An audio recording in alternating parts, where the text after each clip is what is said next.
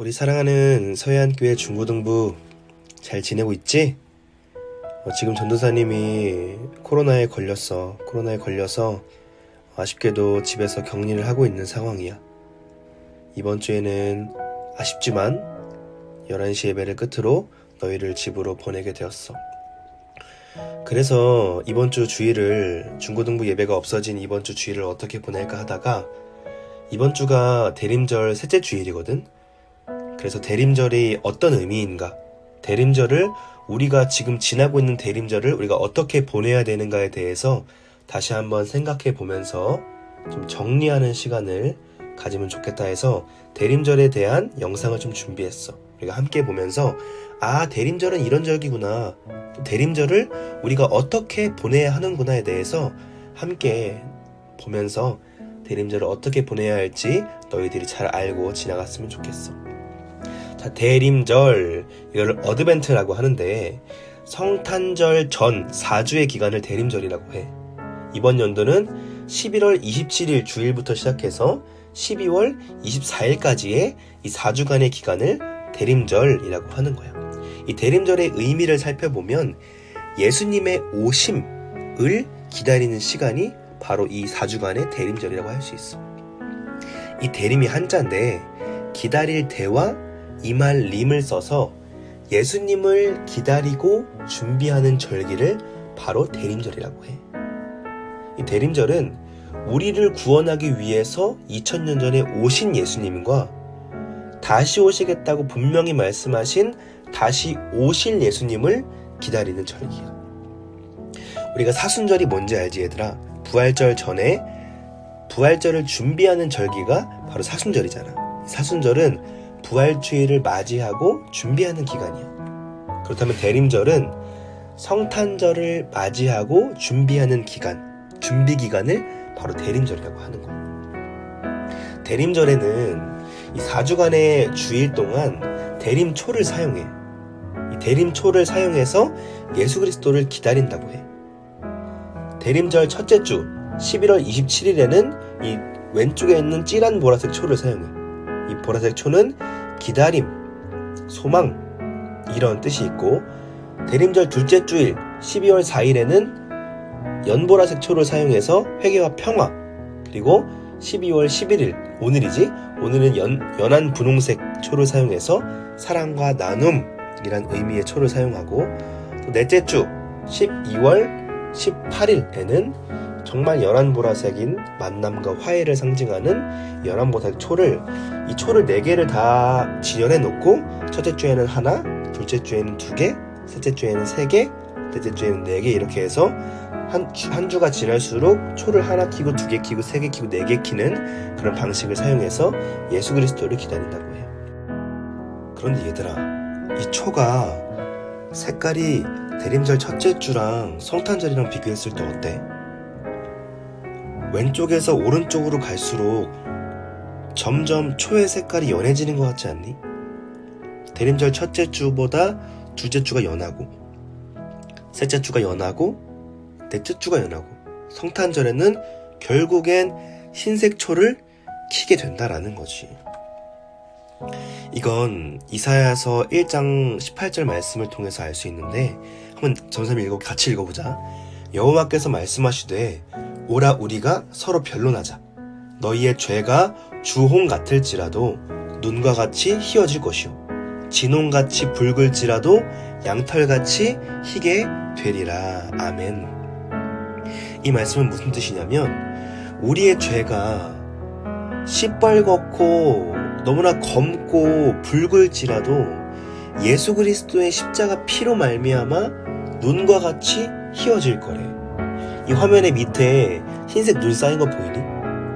글씨 중간중간에 빨간색 주황색 보이니? 이 빨간색과 주황색이 밑에 있는 흰색 눈처럼 깨끗하게 희게 씻어진다라는 의미를 이 대림절 초를 통해서 점점 더 희어졌다가 결국에는 흰색으로 변하는 것으로 알 수 있다라는 거지. 그렇다면 처음으로 돌아가서 예수님의 오심, 2000년 전에 예수님이 오신 걸 성탄이라고 하잖아 얘들아. 예수님의 탄생.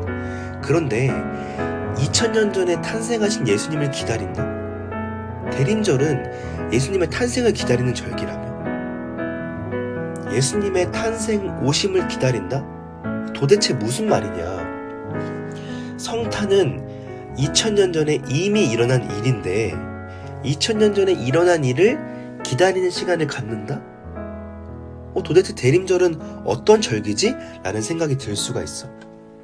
대림절은 예수님을 기다렸던 그때 그 사람들의 마음을 우리도 똑같이 가지고 예수님을 기다리자라는 절기가 바로 지금 우리가 보내고 있는 대림절인 거지.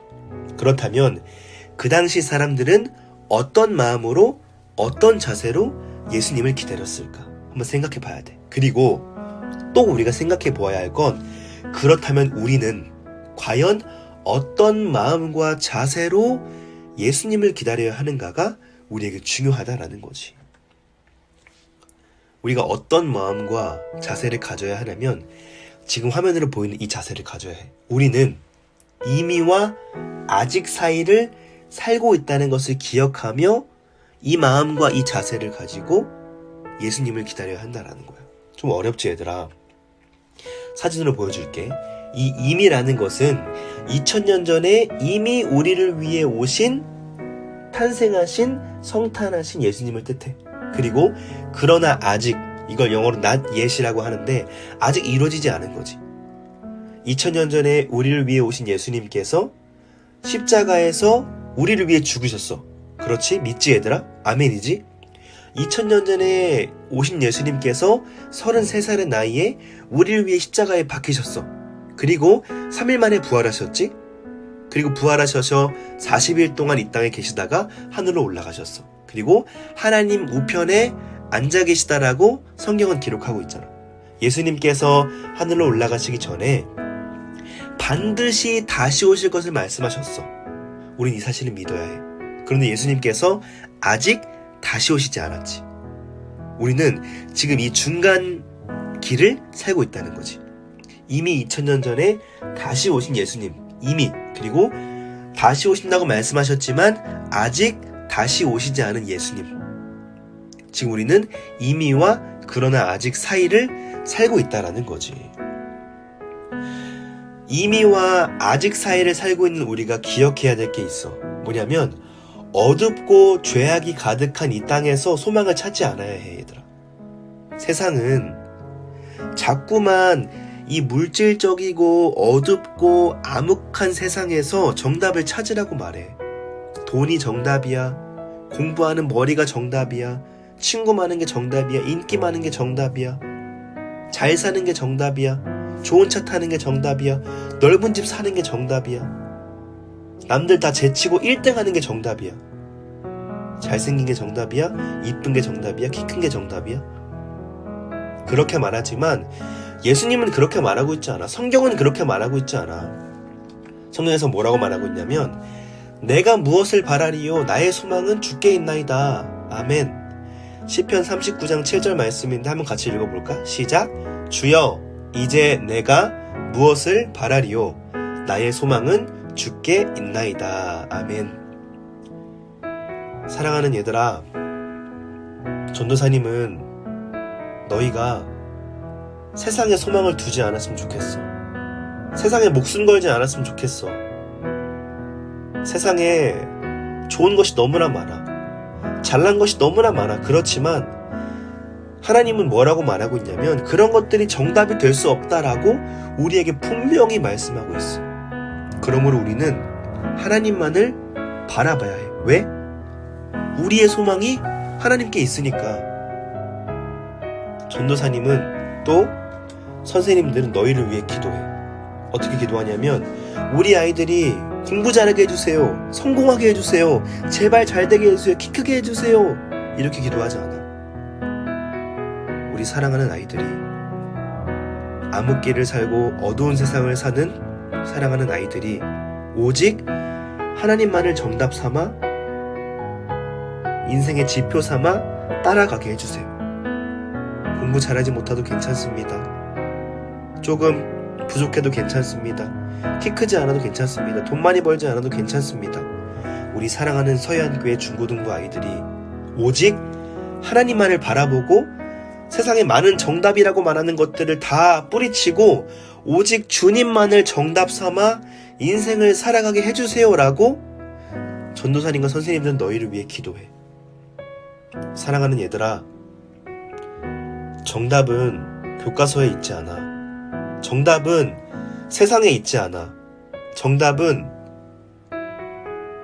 성경책에 있어.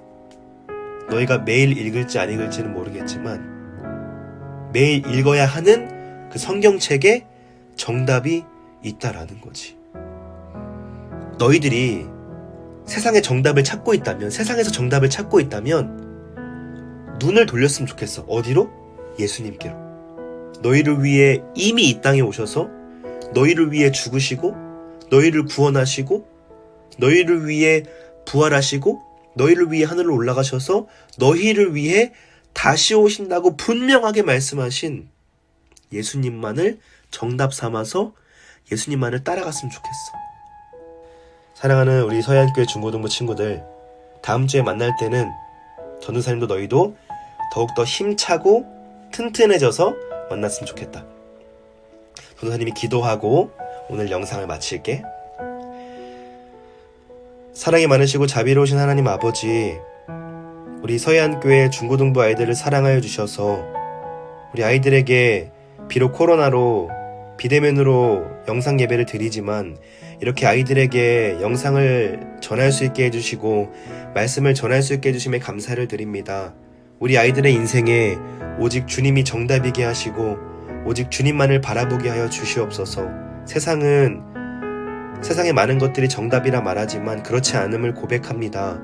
우리 아이들도 그렇게 믿게 도와주시고 세상을 따라가고 세상을 의존하는 것이 아니라 오직 살아계신 하나님만을 바라보고 예수 그리스도만을 바라보는 귀한 인생을 살아가게 하여 주시옵소서.